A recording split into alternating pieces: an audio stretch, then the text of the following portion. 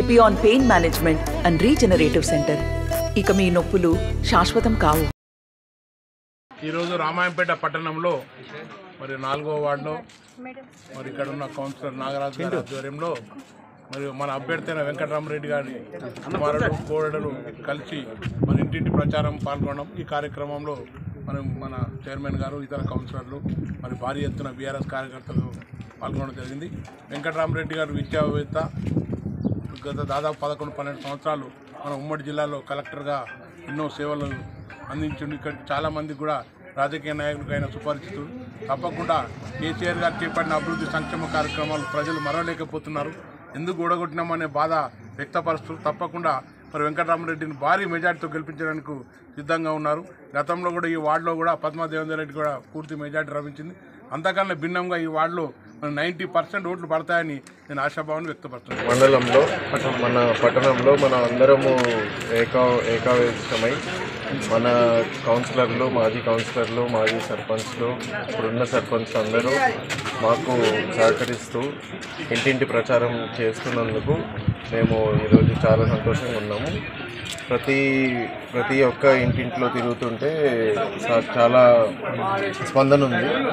And మరియు నాన్న చేసే మన ప్రామిస్ చేసిన అభివృద్ధి కార్యక్రమాలు ఇంటింట్లో చెప్తున్నప్పుడు మంచి స్పందన వస్తుంది.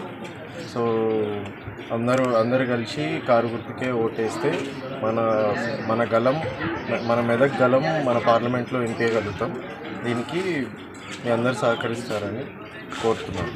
4వ వార్డులో మా యొక్క రామంపేట ఏఎంసీ చైర్మన్ సరాఫ్ యాదవ్ గారు, మరియు మున్సిపల్ చైర్మన్ జితేంద్ర గారు, మరియు పిఎస్సి చైర్మన్ బాల చంద్రమణ గారు, మరియు కౌన్సిలర్లు, కోఆప్షన్ మెంబర్లు, దేవాదాయ కమిటీ మెంబర్లు, నా యొక్క వార్డు ముఖ్య కార్యకర్తలు కలిసి ఈరోజు 4వ వార్డులో డోర్ టు డోర్ ప్రచారం జరపడం జరుగుతుంది. దీనికి ఒక్కొక్కరు వాళ్ళు నా యొక్క వార్డు సభ్యులు, కుటుంబీకులు, వృద్ధులు, అక్క చెల్లెళ్ళు పోయినసారి మోసపోయినాం.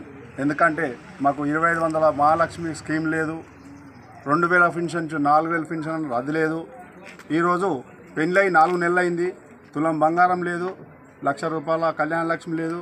మరియు నా యొక్క రైతు సోదరులు మరణించలే.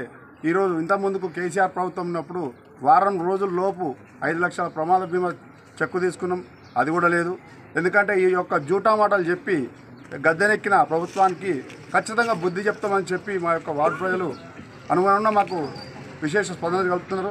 దీనికి మన వెంకటరామరెడ్డి గారు ఏదైతే ఉన్నదో, ఇంతకుముందుకు ఆయన పబ్లిక్ సర్వీస్లో 20 సంవత్సరాలు ప్రభుత్వంలో డ్యూటీ చేసింది కాబట్టి పేదల బడుగు బలహీన వర్గాల ఏ యొక్క సమస్యలు ఉంటాయో అనువను ఆ సార్కు తెలుసు. ఇది ప్రతి ఒక్కరు గమనిస్తున్నారు.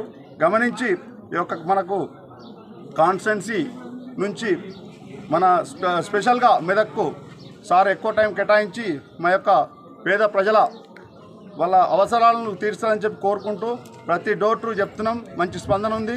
ఖచ్చితంగా భారీ మెజార్టీతో మనము వెంకటరామరెడ్డి సార్ని గెలిపించుకున్నామని చెప్పి కోరుతున్నాం. నమస్తే అండి. ఇది వ్యాపారం గురించి కాదు, ఓటు గురించి. ఎన్నికల్లో ఓటు వేయడం మన హక్కు మాత్రమే కాదు, కర్తవ్యం. ఎంతో మంది మహా నేతలు శ్రమించి ప్రాణత్యాగం చేసి ఈ అవకాశాన్ని మనకిప్పించారు. అందరూ ఓటు వేద్దాం. ఎందుకంటే ఓటు హక్కు ఊరికే రాదు. నా ఓటు ఎవరికో తెలుసా? అది సీక్రెట్ అండి.